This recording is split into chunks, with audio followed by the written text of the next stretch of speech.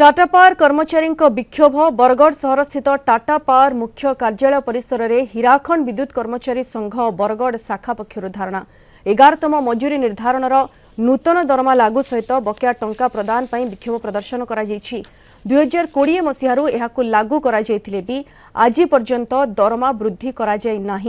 300 रु 400 कर्मचारी द्वारा प्रभावित होता संघर उपसभापति कहते दाबी पूरण न होगा पर्यंत धारणा जारी रही संघ पक्षर चेतावनी दी सबु जोन रे एवं डिवीजन मानकरे आमर सबु शाखा रे आज धारणा चली